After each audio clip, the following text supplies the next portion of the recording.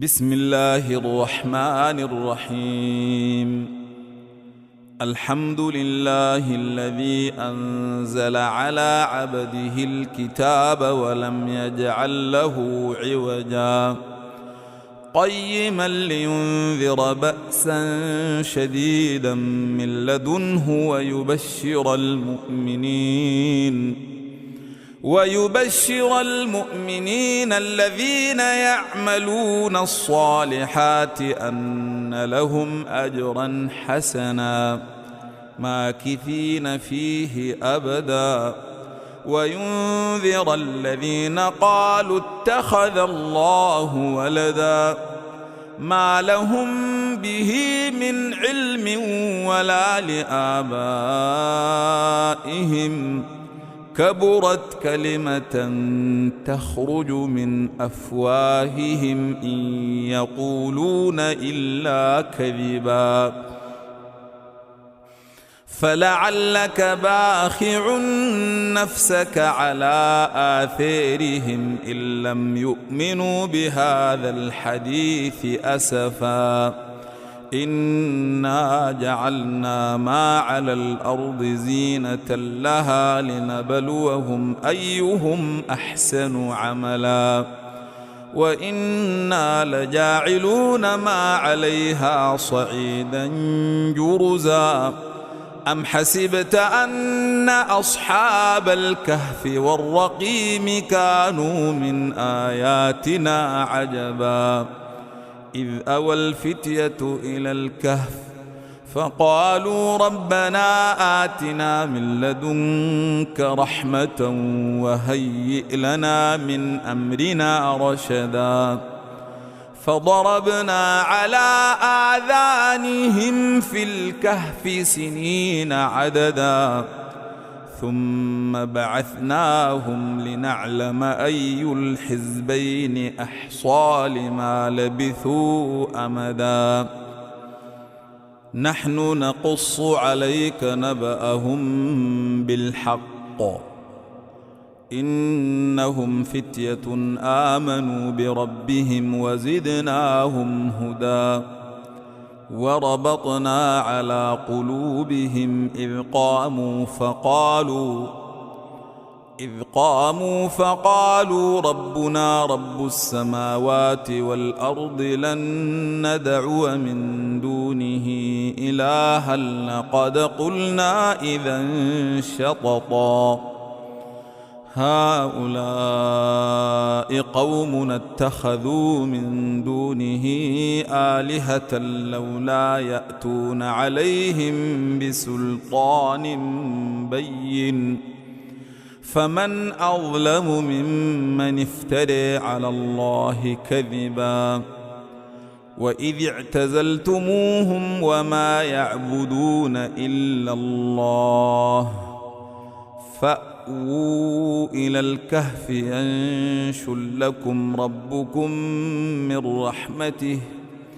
ينشر لكم ربكم من رحمته ويهيئ لكم من أمركم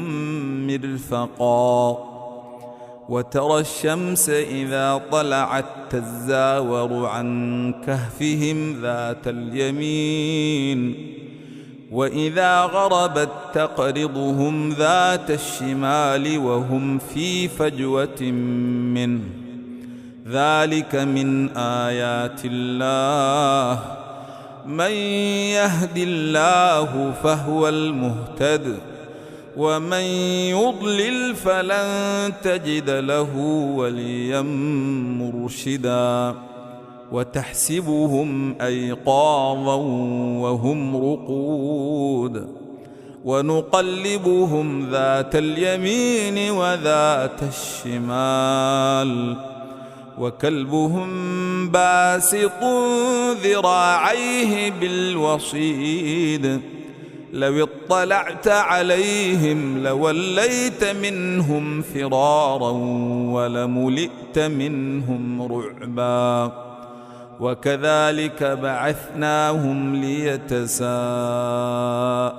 بينهم قال قائل منهم كم لبثتم قالوا لبثنا يوما أو بعض يوم قالوا ربكم أعلم بما لبثتم فابعثوا أحدكم بورقكم هذه إلى المدينة فلينظر أيها أزكى طعاما فليأتكم برزق منه وليتلطف ولا يشعرن بكم أحدا إنهم إن يظهروا عليكم يرجموكم أو يعيدوكم في ملتهم ولن تفلحوا إذا أبدا وكذلك أعثرنا عليهم ليعلموا أن وعد الله حق وأن الساعة لا ريب فيها إذ يتنازعون بينهم أمرهم فقالوا ابنوا عليهم بنيانا ربهم أعلم بهم قال الذين غلبوا على أمرهم لنتخذن عليهم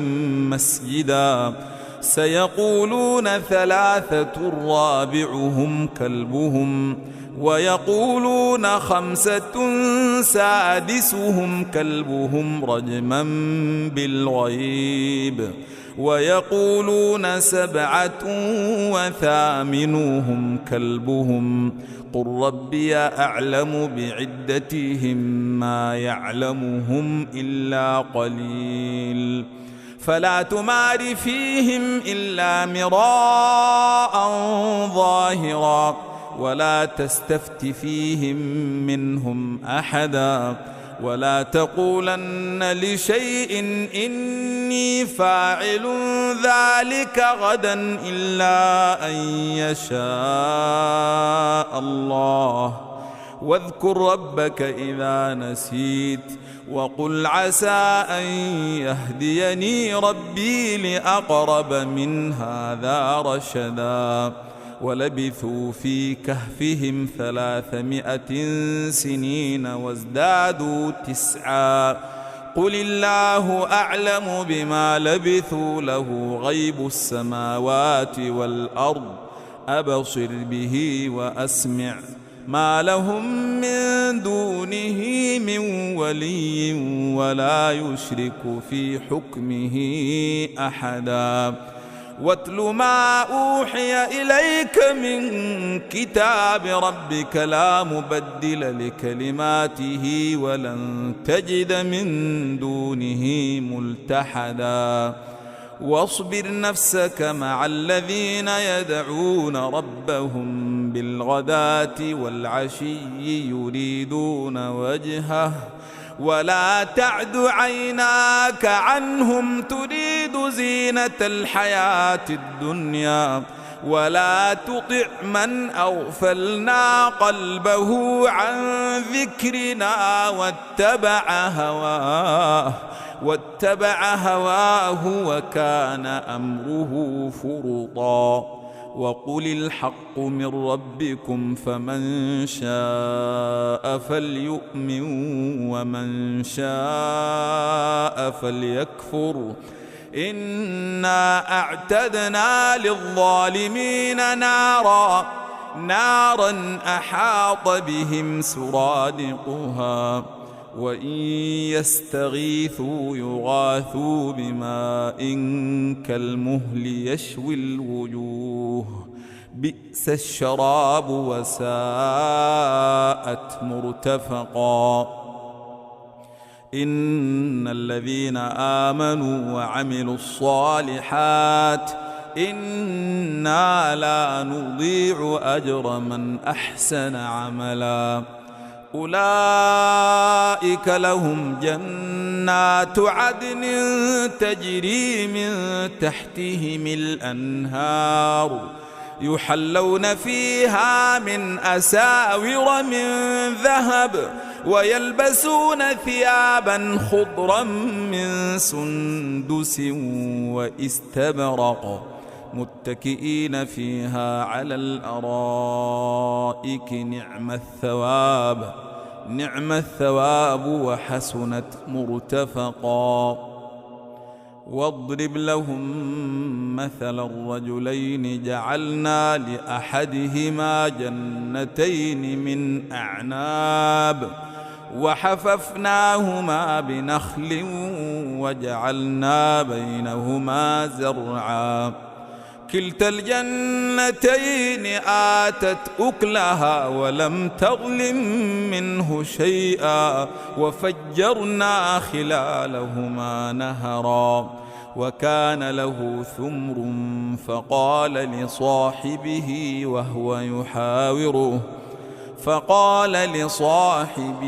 وهو يحاوره أنا أكثر منك مالا وأعز نفرا ودخل جنته وهو ظالم لنفسه قال ما أظن أن تبيد هذه أبدا وما أظن الساعة قائمة ولئن رددت إلى ربي لأجدن خيرا منها منقلبا. قال له صاحبه وهو يحاوره أكفرت بالذي خلقك من تراب ثم من نطفة ثم سواك رجلا لكن هو الله ربي ولا أشرك بربي أحدا ولولا إذ دخلت جنتك قلت ما شاء الله لا قوة إلا بالله إن ترني أنا أقل منك مالا وولدا فعسى ربي أن يؤتيني خيرا من جنتك ويرسل عليها حسبانا من السماء فتصبح صعيدا زلقا أو يصبح ماؤها غورا فلن تستطيع له طلبا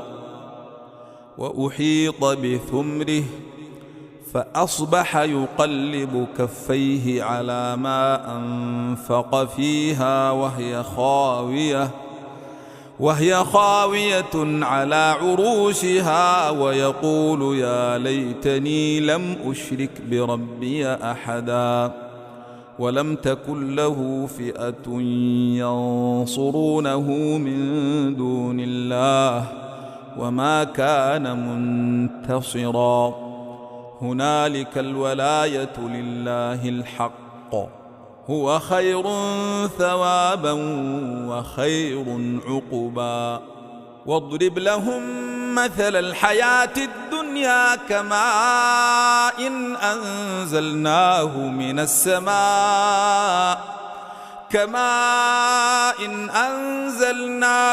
السماء فاختلط به نبات الأرض فأصبح هشيما تذروه الرياح وكان الله على كل شيء مقتدرا. المال والبنون زينة الحياة الدنيا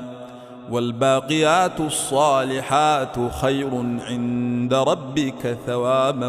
وخير أملا. ويوم تسير الجبال وترى الأرض بارزة وحشرناهم فلم نغادر منهم أحدا وعرضوا على ربك صفا لقد جئتمونا كما خلقناكم أول مرة بل زعمتم أن لن نجعل لكم موعدا. ووضع الكتاب فترى المجرمين مشفقين مما فيه ويقولون يا ويلتنا ما لهذا الكتاب لا يغادر صغيرة ولا كبيرة إلا أحصاها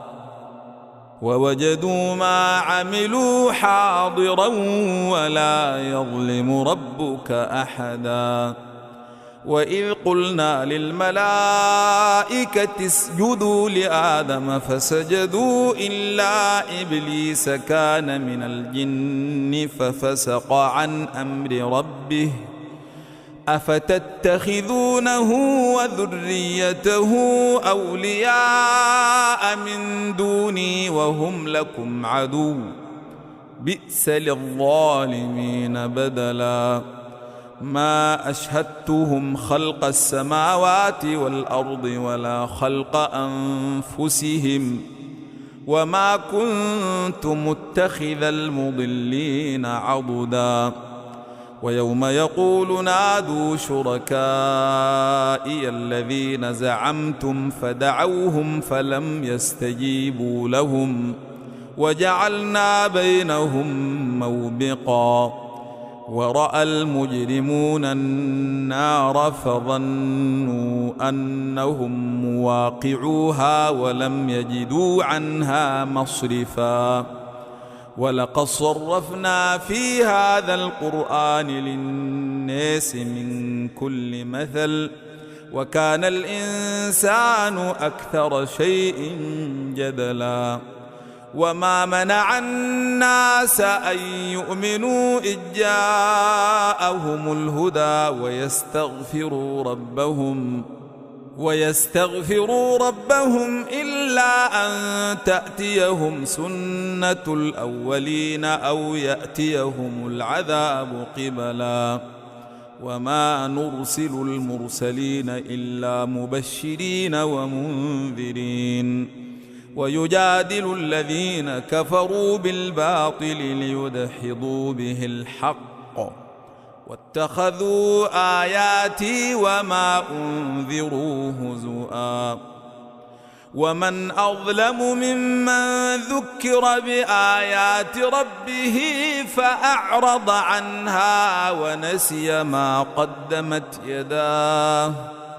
إنا جعلنا على قلوبهم أكنة أن يفقهوه وفي آذانهم وقرا وإن تدعهم إلى الهدى فلن يهتدوا إذن أبدا وربك الغفور ذو الرحمة لو يؤاخذهم بما كسبوا لعجل لهم العذاب بل لهم موعد لن يجدوا من دونه موئلا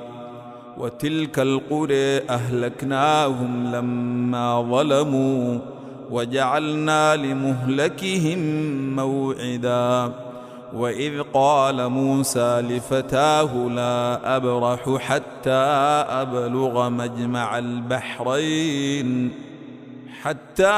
أبلغ مجمع البحرين أو أمضي حقبا فلما بلغا مجمع بينهما نسيا حوتهما فاتخذ سبيله في البحر سربا فلما جاوزا قال لفتاه آتنا غداءنا لقد لقينا من سفرنا هذا نصبا قال أرأيت إذ أوينا إلى الصخرة فإني نسيت الحوت وما أنسانيه إلا الشيطان أن أذكره واتخذ سبيله في البحر عجبا قال ذلك ما كنا نبغي فارتدا على آثارهما قصصا فوجدا عبدا من عبادنا آتيناه رحمة من عندنا وعلمناه من لدنا علما قال له موسى هل أتبعك على أن تعلمني مما علمت رشدا قال إنك لن تستطيع معي صبرا وكيف تصبر على ما لم تحط به خبرا قال ستجدني إن شاء الله صابرا ولا أعصي لك أمرا قال فإن اتبعتني فلا تسألني عن شيء حتى أحدث لك منه ذكرا فانطلقا حتى إذا ركبا في السفينة خرقها قال أخرقتها لتغرق أهلها لقد جئت شيئا إمرا قال ألم أقل إنك لن تستطيع معي صبرا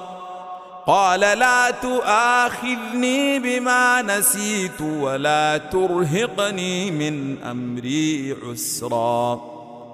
فانطلقا حتى إذا لقيا غلاما فقتله قال أقتلت نفسا زاكية بغير نفس لقد جئت شيئا نكرا قال ألم أقل لك إنك لن تستطيع معي صبرا قال إن سألتك عن شيء بعدها فلا تصاحبني قد بلغت من لدني عذرا فانطلقا حتى إذا أتيا أهل قرية استطعما أهلها فأبوا أن يضيفوهما فوجدا فيها جدارا يريد أن ينقض فأقامه قال لو شئت لاتخذت عليه أجرا قال هذا فراق بيني وبينك سأنبئك بتأويل ما لم تستطع عليه صبرا أما السفينة فكانت لمساكين يعملون في البحر فأردت أن أعيبها وكان وراءهم ملك يأخذ كل سفينة غصبا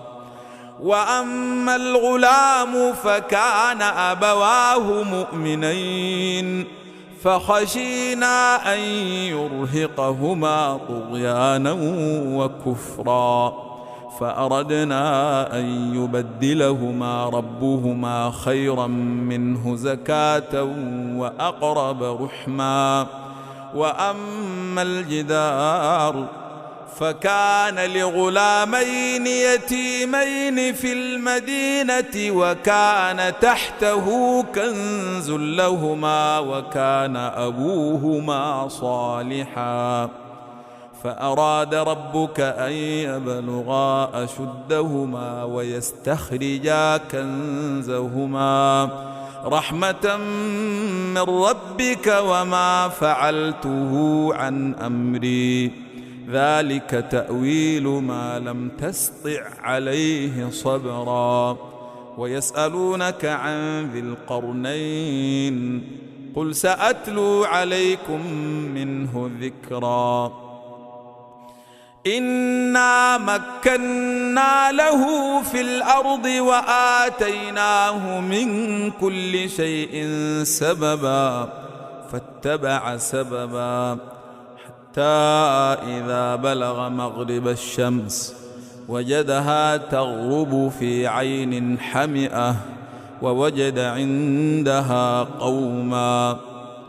قلنا يا ذا القرنين إما أن تعذب وإما أن تتخذ فيهم حسنا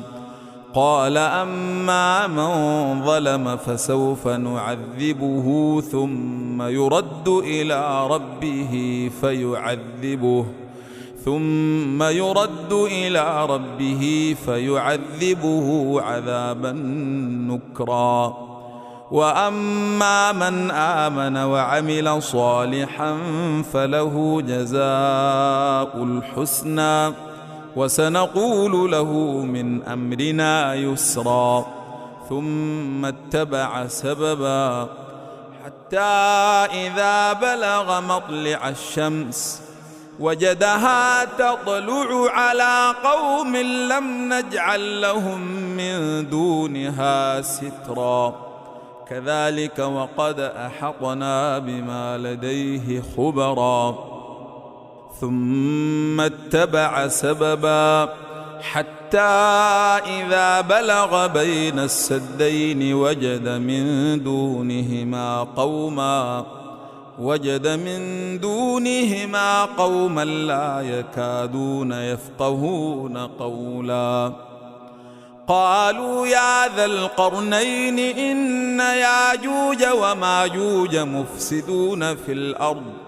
فهل نجعل لك خرجا على أن تجعل بيننا وبينهم سدا؟ قال ما مكني فيه ربي خير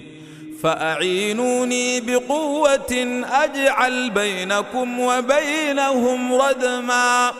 آتوني زبر الحديد حتى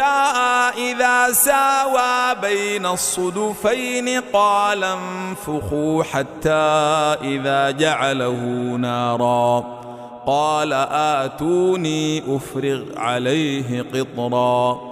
فما استطاعوا أن يظهروه وما استطاعوا له نقبا. قال هذا رحمة من ربي فإذا جاء وعد ربي جعله دكا وكان وعد ربي حقا. وتركنا بعضهم يومئذ يموج في بعض ونفخ في الصور فجمعناهم جمعا وعرضنا جهنم يومئذ للكافرين عرضا. الذين كانت أعينهم في غطاء عن ذكري وكانوا لا يستطيعون سمعا. أفحسب الذين كفروا أن يتخذوا عبادي من دوني أولياء إنا أعتدنا جهنم للكافرين نزلا. قل هل ننبئكم بالأخسرين أعمالا الذين ضل سعيهم في الحياة الدنيا وهم يحسبون أنهم يحسنون صنعا. أولئك الذين كفروا بآيات ربهم ولقائه فحبطت أعمالهم فلا نقيم لهم يوم القيامة وزنا. ذلك جزاؤهم جهنم بما كفروا واتخذوا آياتي ورسلي هزؤا. إن الذين آمنوا وعملوا الصالحات كانت لهم جنات الفردوس نزلا خالدين فيها لا يبغون عنها حولا. قل لو كان البحر مدادا لكلمات ربي لنفد البحر قبل أن تنفد كلمات ربي ولو جئنا بمثله مددا. قل إنما أنا بشر مثلكم يوحى إلي أنما إلهكم إله واحد فمن كان يرجو لقاء ربه فليعمل عملا صالحا ولا يشرك بعبادة ربه أحد.